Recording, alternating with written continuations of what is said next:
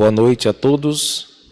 Neste momento nós entramos no ar pelo Facebook e também pelo YouTube da Igreja Presbiteriana Cristo Redentor, Terceira Igreja Presbiteriana de Porto Alegre, Rio Grande do Sul, com o nosso programa de todas as quintas-feiras à noite, Chimarrão com Bíblia, um momento que nós separamos durante a semana para meditar um pouco na palavra do Senhor, para falar um pouco com Ele e para ouvir um pouco a respeito da Sua palavra, que edifica nossos corações e que nos conduz para a vida eterna. Nós vamos ouvir a palavra de Deus que se encontra no livro dos Salmos, num dos salmos chamados Salmos da Palavra, junto com o Salmo 1 e o 19. O 119 é um deles. E os 8 primeiros versos deste grande poema, o maior dos poemas bíblicos, nos dizem assim, os 8 primeiros versos: Bem-aventurados os irrepreensíveis no seu caminho, que andam na lei do Senhor. Bem-aventurados os que guardam as suas prescrições e o buscam de todo o coração. Não praticam iniquidade e andam nos seus caminhos. Tu ordenaste os teus mandamentos para que os cumpramos à risca. Tomara sejam firmes os meus passos, para que eu observe os teus preceitos. Então não terei de que me envergonhar, quando considerarem todos os teus mandamentos. Render-te-ei graças com integridade de coração, quando tiver aprendido os teus retos juízos. Cumprirei os teus decretos, não me desampares jamais. Amém. Este é um salmo que expressa o desejo do salmista e assim de todo o povo de Deus de ser bem-aventurado, andando na lei do Senhor. E praticamente o salmo inteiro é uma oração intercalada com a glorificação e com a busca pela palavra de Deus. Isso está em sintonia com o que neste momento procuramos fazer aqui. E nesta hora nós vamos orar ao Senhor, rogando a Ele para que Ele nos ajude. Mas antes disso, agradecendo a Ele pelas ajudas que Ele já nos deu, inclusive neste dia. Passemos alguns instantes na presença do nosso Deus, falando com Ele, bendizendo e suplicando a Ele a sua bênção. Vamos orar.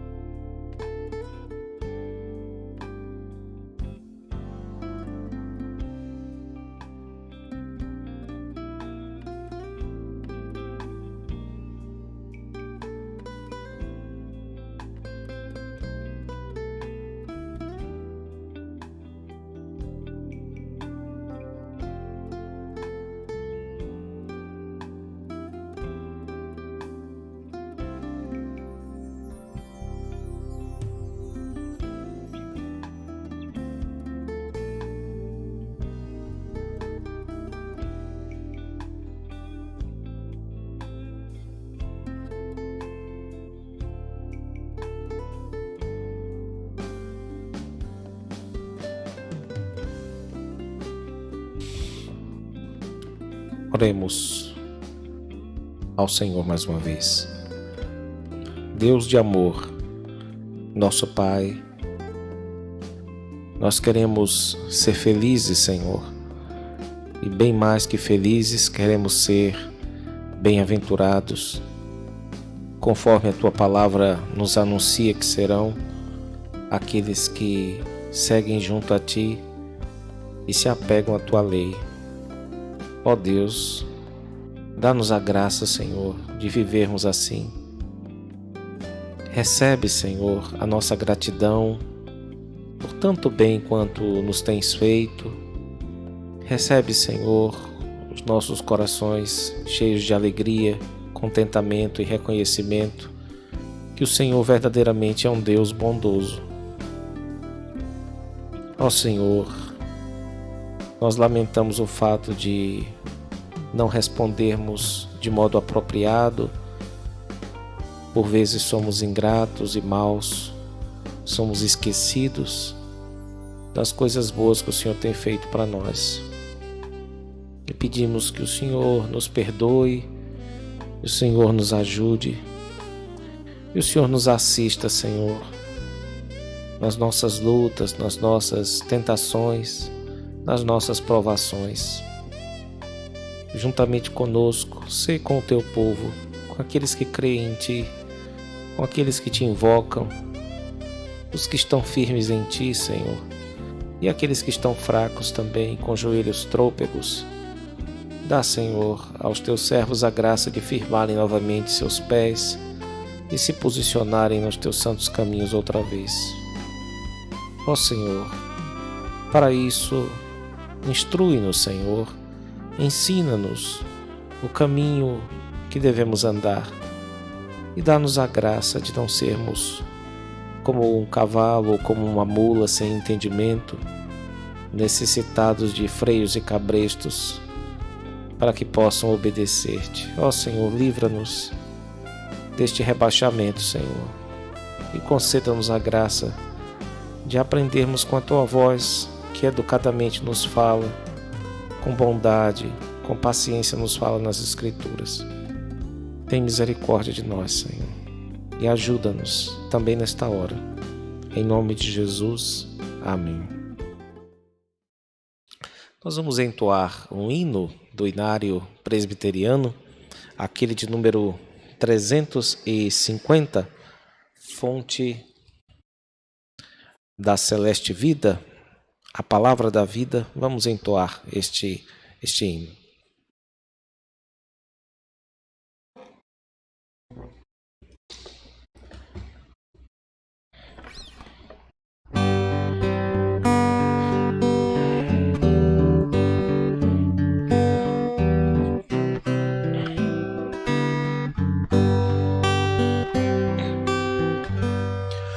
Fonte da celeste vida, manifesta o teu poder, vivifica o sem alento, faze os mortos renascer. Vida eterna,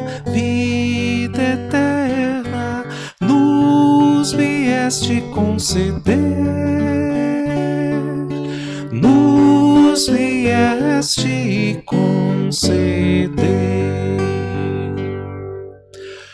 Ao abrirmos o teu livro, dele emane a luz dos céus, esclarece todo engano e dos erros livra os teus. Ilumina, ilumina nossas almas, grande Deus, nossas almas, grande Deus. Na leitura desta Bíblia, dá-nos gozo, ó Senhor, tendo pelo teu ensino comunhão em santo amor, e exultamos, entoando teu louvor, entoando teu louvor. Pelo estudo da palavra aprendemos de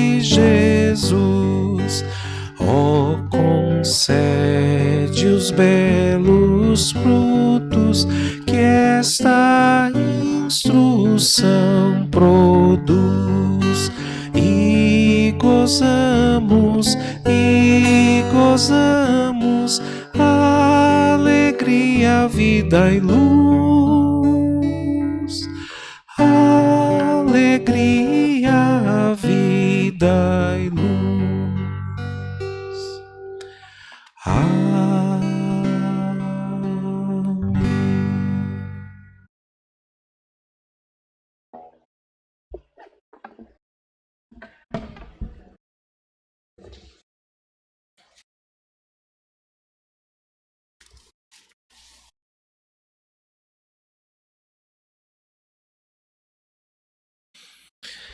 Muito bem, nós vamos dar continuidade ao nosso estudo, nossa sequência de estudos a respeito deste assunto tão importante que é a leitura da Bíblia. E nós temos visto inicialmente, para que possamos fazer uma leitura que leve em conta o pensamento reformado, o entendimento reformado, nós temos falado a respeito de um Deus que controla todas as coisas, todos os processos, que tem misericórdia do seu povo e conduz não apenas a sua criação, mas também a história humana e, mais especificamente, ele dirige para onde quer o coração de todos os seres humanos. Então, hoje nós vamos falar um pouco a respeito da preservação da Bíblia e o desafio que os cristãos têm, porque essa preservação não nos impede de ter algumas lutas ligadas a ela própria, os desafios que o próprio Deus nos coloca, para que possamos nos firmar na fé a respeito dele, a respeito da sua existência e do seu poder que a todas as coisas conduz. Eu gostaria de iniciar com uma citação muito bela de Martinho Lutero, que nos fala a respeito da preservação providencial da Bíblia no decorrer dos séculos. Tantos livros não foram preservados, tantos livros chegaram até nós com distorções, com problemas, mas não foi assim com o caso da Palavra de Deus. E Lutero coloca isso, como sempre, de modo magistral, nas suas conversas em redor da mesa. Ele nos diz assim: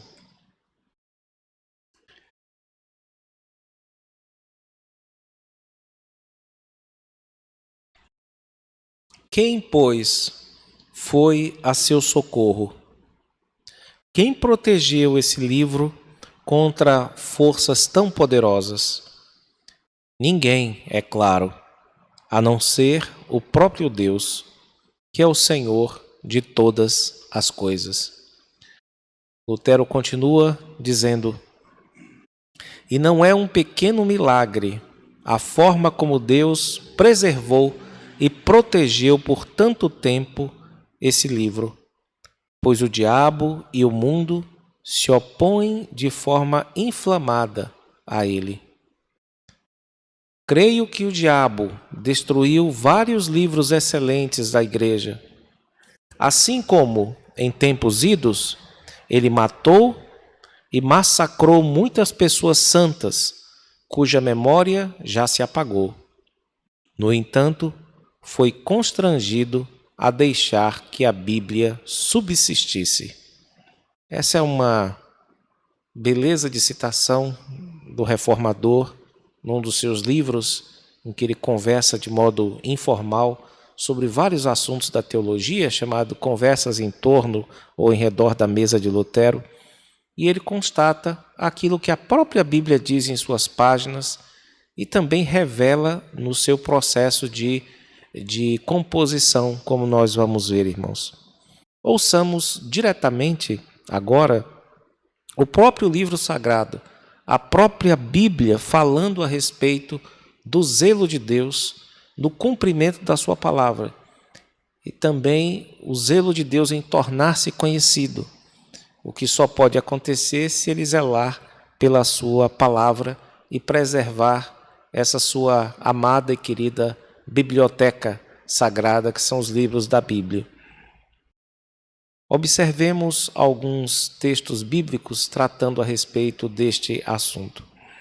Primeiro, o Salmo 12, versículo 6, nos diz assim: As palavras do Senhor são palavras puras, prata refinada em cadinho de barro, depuradas 7 vezes.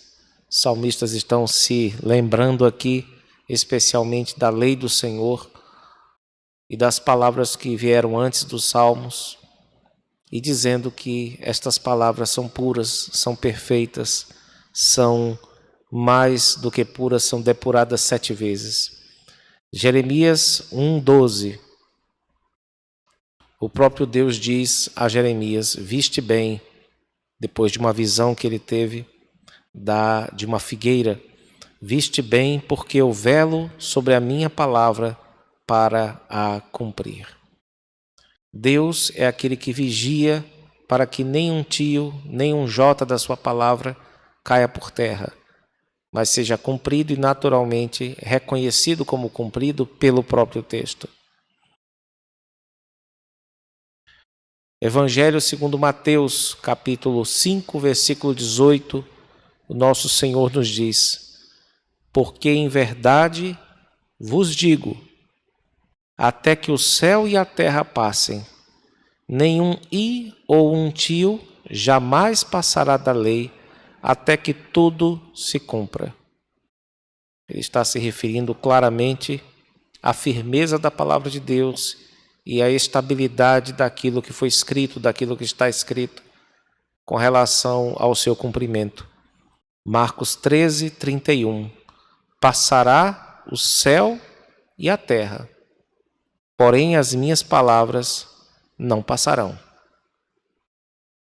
Então a palavra de Deus é apresentada aqui como algo mais firme do que o céu e a terra, coisas que duram até hoje. A palavra de Deus diz que ainda que isso passe, ela continuará.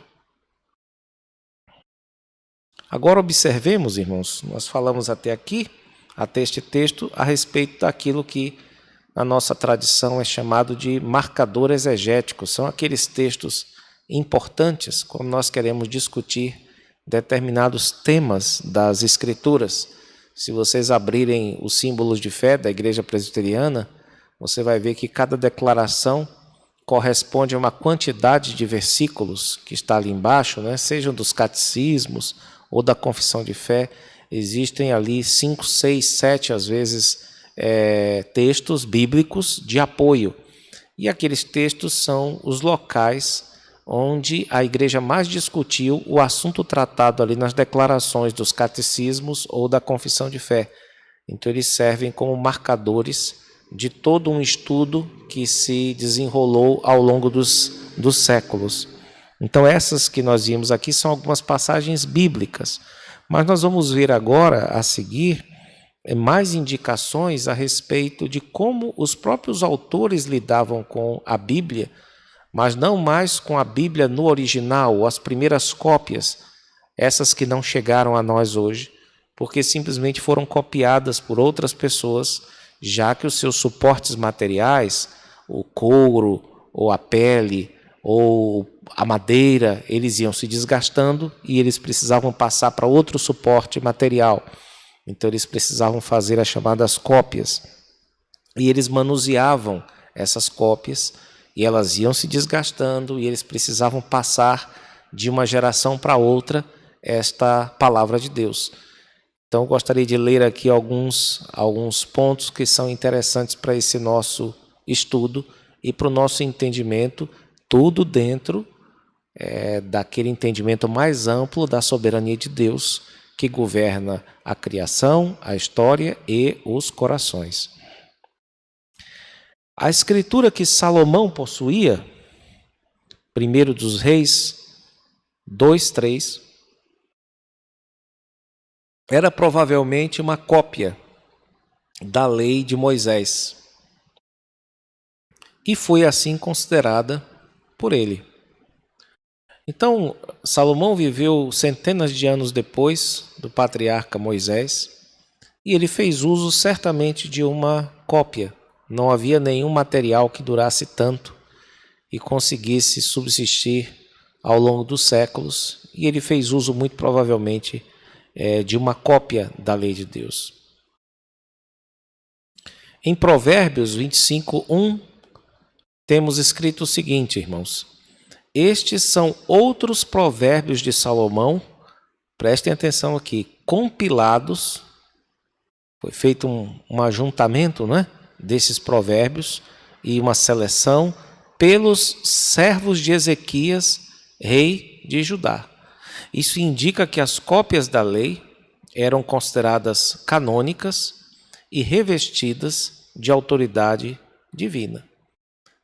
Então nós temos aqui mais outra indicação no interior da própria Escritura de que as palavras de Deus estavam sendo preservadas e transmitidas de geração em geração, e as pessoas sabiam disso. Também a lei de Deus, que Esdras tinha em mãos após o retorno do exílio, era uma cópia, mas tinha a autoridade da palavra de Deus explicada ao povo. Então, novamente, eles trabalhavam com cópias da Escritura Sagrada, transmitidas de geração em geração, mas eles trabalhavam também naturalmente com o conceito de autoridade. E assim isso era transmitido ao povo de Deus naquela época. Isso já na época pós-exílica, depois do período do exílio de Judá. No Novo Testamento, o texto que o Senhor Jesus leu e chamou de Escritura numa sinagoga de Nazaré, isso está em Lucas 4:21, e igualmente o texto usado por Paulo na sinagoga em Tessalônica, isso está em Atos capítulo 2, provavelmente eram cópias. Nós não temos materiais tão duradouros assim que não precisassem ser substituídos por outros, às vezes até da mesma espécie. Nós estamos falando dos suportes materiais que receberam as inscrições dos textos bíblicos. Eles iam se desgastando naturalmente e iam sendo substituídos por outros. E havia um grupo de pessoas que fazia esse trabalho, não só um grupo, mas vários grupos que viveram na mesma época ou ao longo dos séculos, fazendo esse trabalho de transmissão por meio das cópias.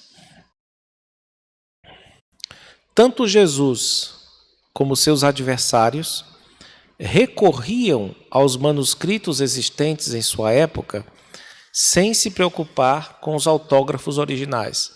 Jesus nunca discutiu onde é que estavam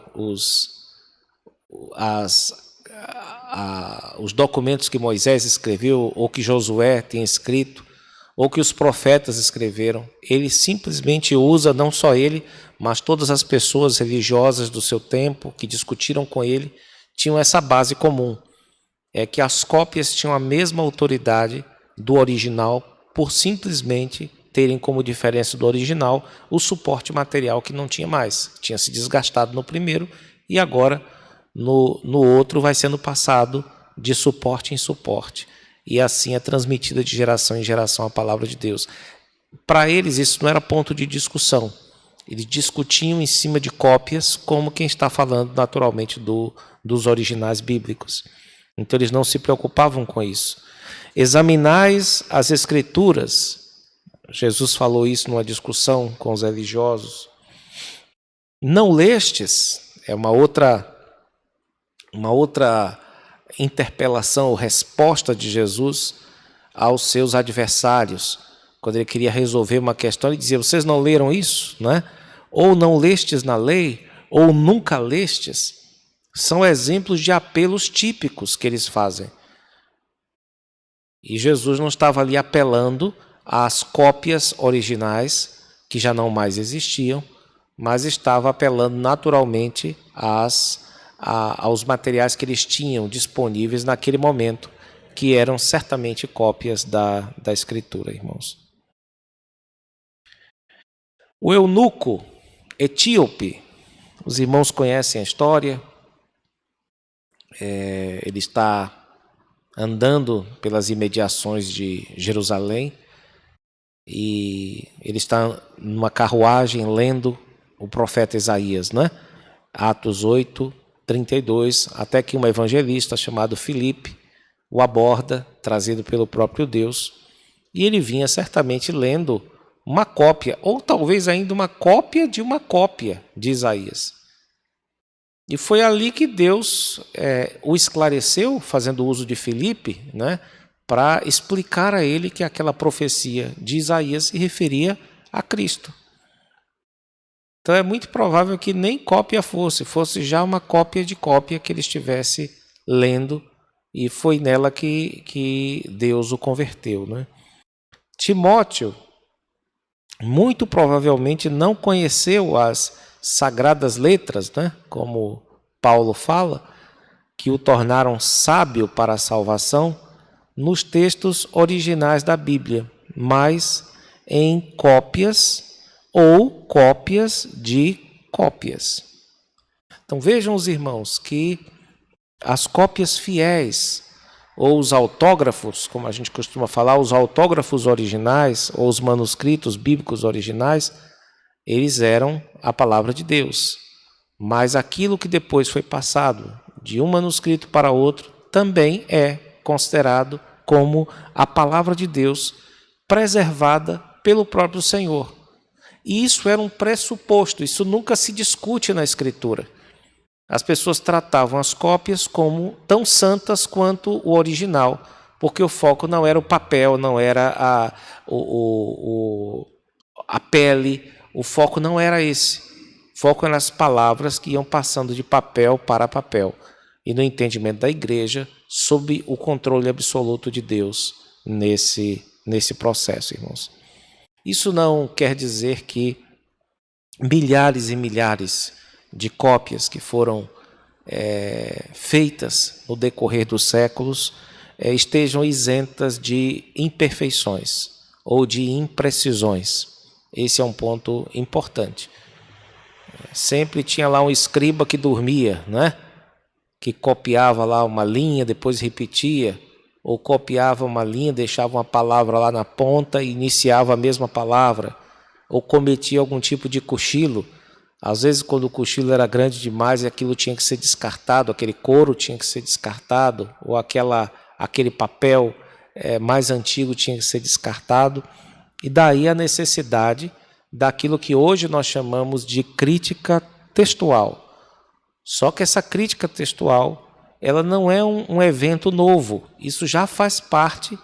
Qualquer escriba que se reunia tinha suas regras. E nós vamos estudar um pouco dessas regras e vamos ver a rigidez dessas regras e o número delas, para que os irmãos vejam tanto de rigor que esses homens aplicavam à transmissão, letra por letra, da Escritura Sagrada.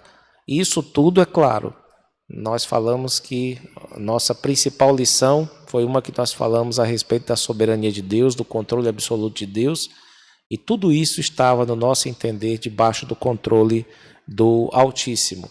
Tanto a criação, os suportes materiais, o couro, a pedra, o que quer que seja, a madeira, como também a história, o acontecer histórico, como também o coração do homem, tudo isso estava debaixo do controle de Deus, inclusive os escribas, aqueles que transmitiram a palavra de Deus ao longo dos séculos, irmãos.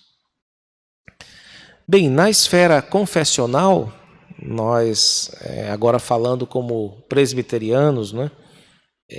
O Catecismo Maior de Westminster pode nos ajudar aqui, levantando essa pergunta e depois respondendo, né? Como pode ser demonstrado que as Escrituras são a palavra de Deus? Como é que nós podemos demonstrar? O nosso documento confessional diz que a própria Bíblia possui em si mesma, em suas páginas, argumentos a respeito da sua autoridade, da sua grandeza, da sua perfeição. Ela possui majestade, pureza, harmonia de propósito em todo o seu conjunto. E ela converte e edifica a todo o que nela crê. ela possui, portanto, no nosso entender, argumentos suficientes para convencer a qualquer pessoa que tenha a mente aberta.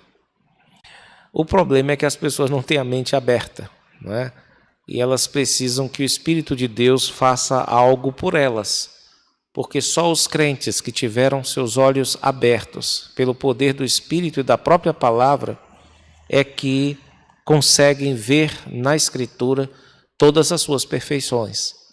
Aquele que não tem ainda os seus olhos abertos pelo poder do Espírito Santo e da palavra, continua vendo a Bíblia como um artefato cultural, como um livro muito semelhante a outros livros do Oriente, semelhante a um livro qualquer, ou talvez até um livro inferior em diversos aspectos que eles acabam destacando.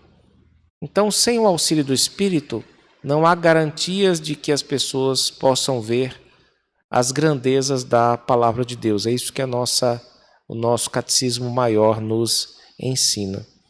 Por isso, o Espírito falando pelas Escrituras é o único capaz de persuadi-lo ou persuadir o homem natural completamente de que elas são realmente a palavra de Deus. Então notem, meus irmãos, que esse é o princípio, mas isso não significa que um estudante sério, sincero da palavra de Deus, não reconheça dificuldades na Escritura, não reconheça que existem pontos que o deixam em dúvida ou que são muito difíceis de entender. Alguns pontos nós vamos resolvendo à medida que a gente estuda mesmo, né? Então você vai estudando alguma coisa, você acha muito difícil, depois, num plano posterior, você acaba descobrindo um livro e vendo que aquilo que você não sabia, não é que ninguém sabia, é só você que não sabia mesmo, né? Você esclareceu com um escritor ou outro, etc. Mas existem grandes escritores que já passaram muito tempo da sua vida estudando e eles também revelam dificuldades. E essas dificuldades não vêm apenas de crentes comuns. Às vezes elas nascem na vida de grandes estudiosos, de grandes homens de Deus, não é? Então esse apreço pela Escritura não é natural. Se nós fôssemos entregues à nossa própria sorte, nós viveríamos a desconfiar da Escritura, viveríamos na descrença em relação a ela e garantimos que não somente nós, mas aqueles que nós chamamos de grandes homens de Deus também sentiriam e sucumbiriam diante das crises levadas pelas dificuldades que a Bíblia oferece para eles, não é? E como exemplo, o Bavinck nos fala aqui de 3 grandes gigantes, não é? 2 da tradição luterana e um da tradição reformada. Ele diz assim: não obstante sua grande fé, Lutero, não raro, travava suas batalhas contra o diabo e a razão. Frequentemente tinha dúvidas acerca da justiça e da bem-aventurança de seus empenhos reformistas. Então notem que Lutero, até na meditação dele, ele achava que a meditação verdadeira, ela inclui a leitura, inclui a oração, mas inclui também a tentação, porque a palavra de Deus, à medida que ela é conhecida, ela vai se tornando evidente na sua vida, né?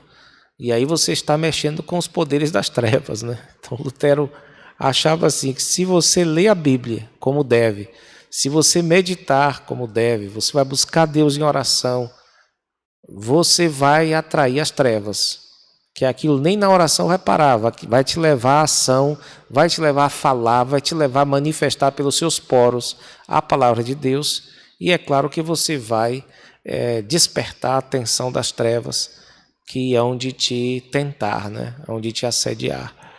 E ele tinha profundas lutas a respeito de doutrinas que ele oficialmente afirmava, né? Como o caso da bem-aventurança da justiça em Cristo, né? Philippe Melanchthon, que foi um grande companheiro de Martinho Lutero, a miúde se vinha com o espírito oprimido. João Calvino testifica, sem dúvida, a partir de sua própria experiência, que um crente pode abrigar várias dúvidas e preocupações. Esses homens não viam nisso nenhuma vantagem, não achavam isso glorioso. Isso era um sofrimento que eles carregavam, que certamente era um sofrimento que muitos carregam. Não era a condição normal da vida deles. A condição da vida deles era de crer, assim como a condição de um homem normal é estar saudável, mas de vez em quando ele ficava doente, de vez em quando vem uma febre, mas a condição normal dele não era febril. E é o caso desses nossos irmãos aqui. Eles de vez em quando passavam por crises, e é certo que se os grandes homens passam por isso, nós também devemos nos preparar para esse tipo de crise, dificuldades, dúvidas, porque nós habitamos num mundo em que ocorrem tentações, e uma das tentações é aquela que existe desde o Éden, né? Onde Deus coloca uma exclamação, o diabo nos sugere colocar uma interrogação e levantar dúvidas a respeito do amor de Deus, a respeito das consequências do pecado, a respeito de quem é a culpa, né? A quem pertence a responsabilidade do mal no mundo, se não é de Deus mesmo, né? Ou se é nossa. Essas questões todas, irmãos, elas nos abatem, não sei com que frequência, mas nós estamos sujeitos a passar por isso, e é claro que a palavra de Deus vai ou poderá ser alvo de um ataque nosso, das nossas dúvidas, que nos levarão a fazer questionamentos que revelam mais descrença do que desejo ardoroso de saber qual a vontade de Deus. Mesmo não conhecendo cada um dos obstáculos levantados pelas diversas ciências, pela literatura e por outras religiões contra a Bíblia, o cristão comum conhece, com maior ou menor intensidade, a forte luta travada no coração e na cabeça contra a Escritura. Só se você não parou para perceber, não parou para vigiar seus próprios pensamentos, mas é certo que o mundo o tempo inteiro levanta questões. As religiões rivais levantam questões. Os ateus colocam você contra a parede, às vezes com certas perguntas. O diabo faz isso também. A própria morte, as formas como ela vem, nos fazem levantar questionamentos a respeito da palavra de Deus, a respeito da bondade de Deus. Então, à medida que a gente vigia, a gente vai percebendo isso, que os ataques não vêm apenas do diabo, do mundo, não. Vêm também dos resíduos do pecado que habitam em nós, né? Que estão em nós ainda. Então, nós também padecemos com essas lutas, né? Mas, no entanto, por causa da atuação do Espírito em nós, do Divino Espírito Santo, e somente por isso, essas dificuldades não nos impedem de finalmente nos firmarmos ainda mais em Deus. Então Deus usa essas tribulações para nos fazer ficar mais e mais firmados nele. Mas às vezes a gente passa por períodos difíceis, complicados, em que nós não entendemos direito o que é que Deus está nos ensinando, ou aquilo que a Bíblia diz a respeito dele, como um Deus bom, como um Deus justo, como um Deus que nos atende, que sempre nos escuta, que sempre nos responde.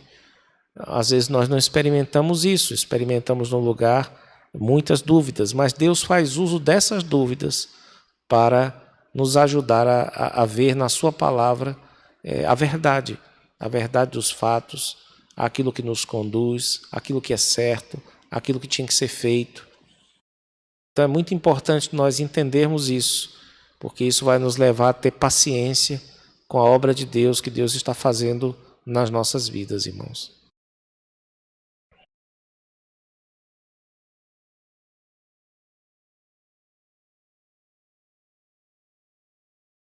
Bem, o resumo desse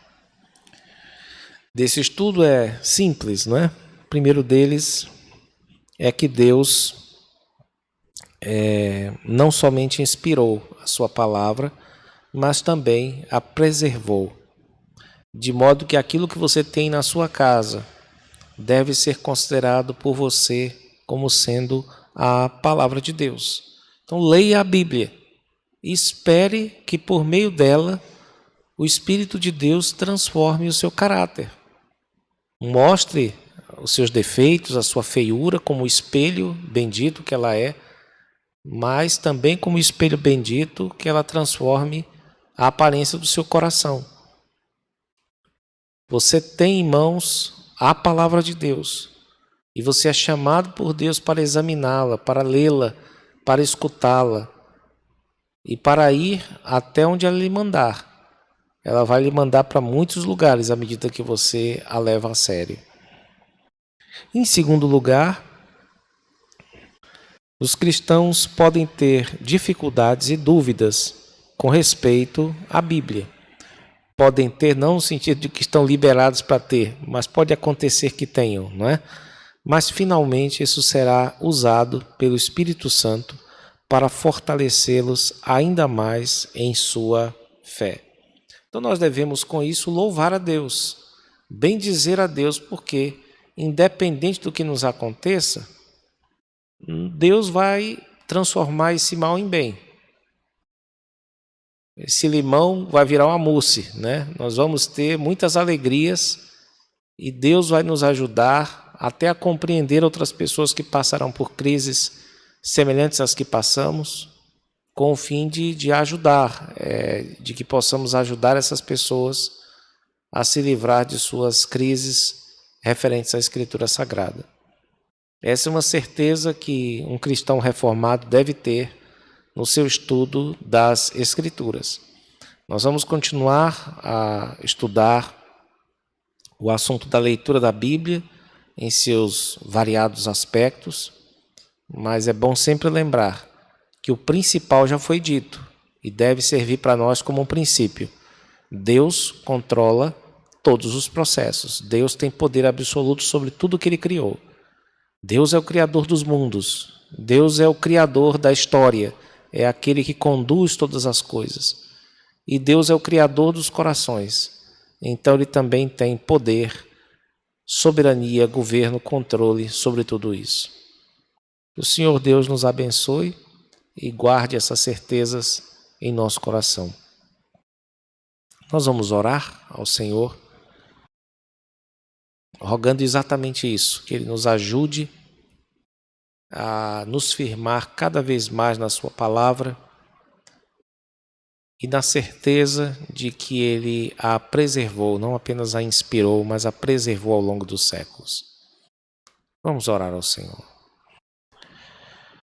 Nosso Pai, nós te damos graças porque Tu tens sido bondoso e misericordioso, nos fazendo reservar este tempo para estudar um pouco, para conversar a respeito desses assuntos tão sublimes, tão altos e que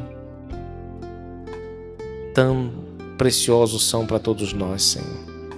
Rogamos para que o Senhor guarde no nosso coração as certezas dadas pela Tua palavra, que os Teus servos se firmaram, Senhor, a ponto de fazer uso das cópias da Tua palavra, entendendo claramente, sem sequer questionar, que estavam diante da mesma palavra de Deus, aquela escrita nos autógrafos originais, Senhor. Nós queremos pedir-te graça, porque por vezes falhamos em entender a Tua vontade, em crer na Tua soberania. Suplicamos a Deus para que o Senhor nos ajude a nos firmar nas verdades que temos ouvido e delas jamais nos desviar. Ajuda-nos, Senhor, a nos apegarmos à Tua palavra, Senhor. Ajuda-nos a procurar sempre estudar, ter interesse por ela, Senhor, ser alimentados por ela, obedecê-la, senti-la, desejá-la, praticá-la. Renunciar, Senhor, nossa vontade por aquilo que o Senhor revelou que devemos fazer. Ó Pai, são tantas coisas e nós pedimos ao Teu Santo Espírito para que nos ajude em nossas lutas.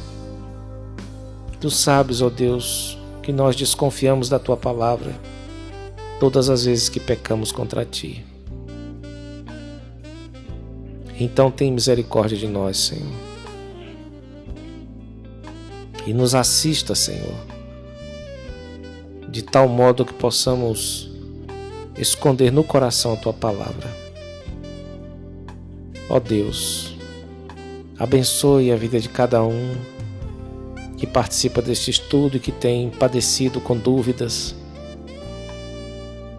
e que muitas vezes ativamente desobedece a Tua palavra e antes do ato da desobediência descrê no que está escrito e segue as instruções da serpente. Senhor, tem misericórdia de todos nós.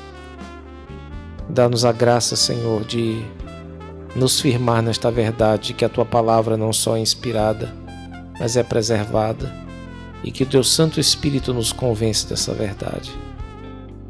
Guarda-nos, ó Pai, no Teu amor.